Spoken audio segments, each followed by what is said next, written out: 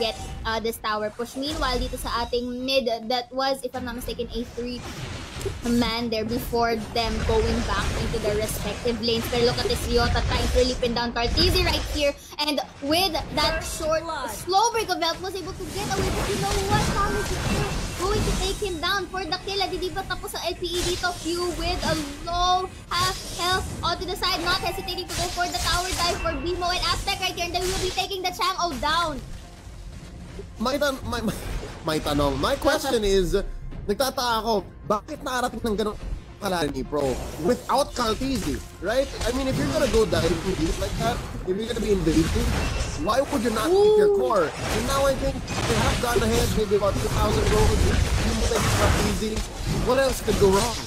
Indeed, and we did mention nga dito na if the purple buff escalate, it's gonna be good for BREN EPRO, but the fact that LP is just denying this fact, having this early invade potential here, and take note, Carteezy is already 0-2, so this gives some space for LPE to really further up the gap in terms of economy, at dinideny talaga nila tong purple buff take against the lane. Yep, and that's the key, ladies and gentlemen, that's the key.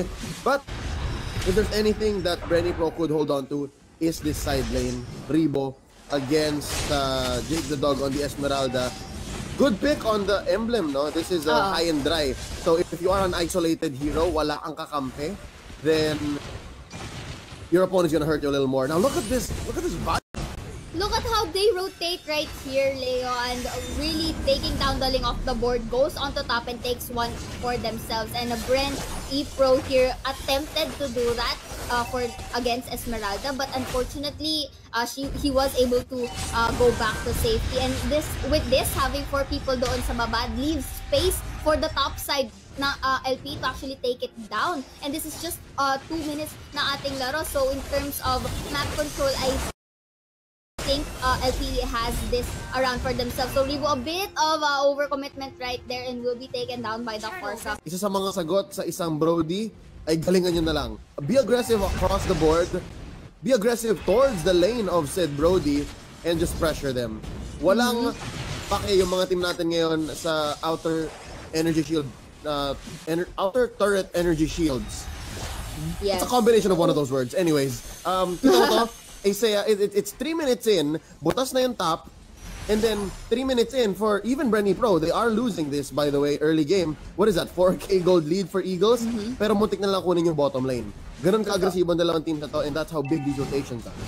And speaking of aggressive, look at this BMO not really hesitating to really harass EJ there dun sa ating middle side. Kahit siya ang may, kahit nadideplete na yung health niya dito. So again, Carteezy will be opting for the issue. Take note, BMO is in the vicinity as well. Tempest Bait will be forced to use to actually save him for this fight. And again, with the help of Few being in the area as well, it's going to deny BMO from actually taking down the Carteezy. He uses his sandstorms right here to actually get further some distance. Pero napakakunat nito ni BMO with his lifesteal coming in play. So this forces them to readjust with the targets that they have right now onto the middle side. And Brody will be taking down the Esmeralda on the flash. Yep, pero saya, walang lifesteal kung may mark of back siya. Alright, kaya napaback out doon si BMO, and the duo of Rebo and EJ were able to get 1 kill on Jake the Dog. So now we're seeing, so far, Rebo on that Brody is paying off even if they are at a disadvantageous position. Now Rebo bites it. Oh no, buti wala siya delay damage. Helix! Oh! Okay, that was a close call for Rebo right there, but that was a pretty good gank as well coming in from LPE dito.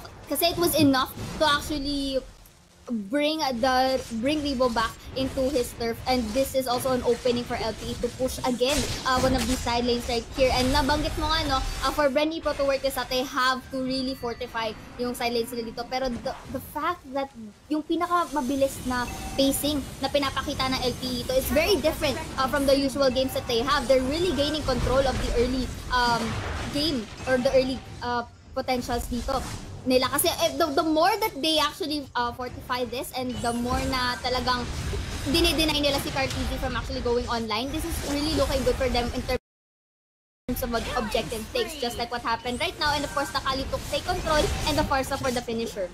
Yeah, so yeah, this is exactly what you said. It's both true and new at the same time. Because as you can see from our head-to-head earlier, whenever the Eagles win, they win quick, 12 minutes. Yes. And now, you said it is pretty new. Hindi ito nakakasanayan natin based on what we've seen from them in Season 2.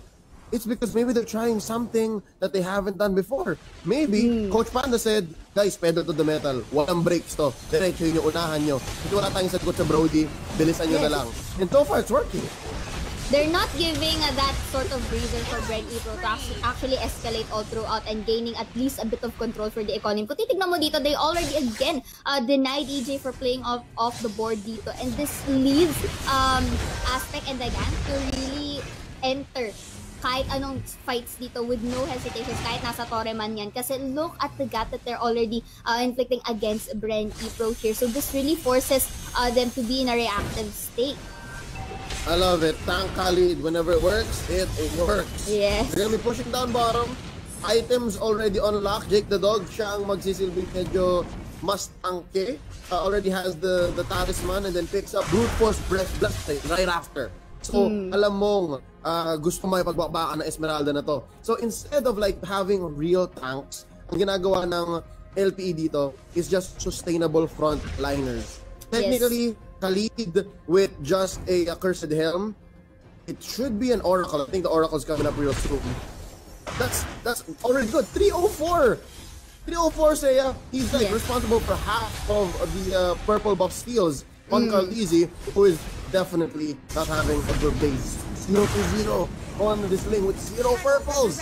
Yes, this is one of, I guess, the fast takes of LPE right here in terms of the early game fights. And I like it how you said that they're really sustaining it in terms of fights. Kasi nakikita natin yan Yuzong here will try to go for the entry, but the Feathered Airstrike is gonna pull through again with the Falling Star Moon as well. So taking a lot of shields in the process right here. Revo forces to back away. But look at this, naipit nila si Baksha dito, and of course, Benedetto will be going for the kill. And this is just really a matter of patience coming in from LPE to go inside. Kasi kung nabutas nila ang top, also actually all of the lanes right here, ang natitira na lang na nasa labas is yung nasa middle side. So in terms of map control, LP has the upper hand. So again, this is going to be another skirmish fight coming in from the inside. Again, no hesitations from the tower dives right here. And this is not on. Look at this ult coming in. The lane will be taking one back, but it's going to be another trade for the Benedetta here, taking 2-1 in favor of LP.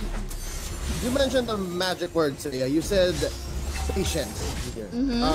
When you're in a position like this, 8 minutes, 30 seconds in, lamang ka ng almost 7, 8K, iniisip mo, wala na panalo na to. Pero just the same, if ever, more importantly now, dapat may disiplina pa rin. So far, I think that still is present here on the side of the Eagles. Although they did suffer a couple of deaths already, one on Ryota recently. Ang key dito, wag lang mamatay si Aspect at si Arvs. Protect Arvs, protect Aspect, because that's more of your additional and respectable damage, and Arvs is in trouble. That was a beautiful sandstorm and the Feathered Airstrike combo coming in from the Khalid and Farsa, really pinning down Flap Easy in their long run. And nagkaroon naman sila na trade dito, taking down Arvs as well. But this, in terms of objective takes, is open for LPE to do. But Rebo and Few, right here, trying to at least shove away the minions dito sa ating kita para may konting control sila sa kanilang jungle side. The control that Eagles have here is impressive. They have choked out important parts of the map, and because of that, I think they've mentally conditioned Carltisi to not even cross the first tier turret. Not even the river, the first tier turret. Takot na rin siya because someone might be, again, engaging from the side lanes. You have Ryota with the jump from a bush. You have the Rampaging Sandstorm, sobrang laki ng range. You have the Falling Star Moon. So, binasic ni Coach Panda to.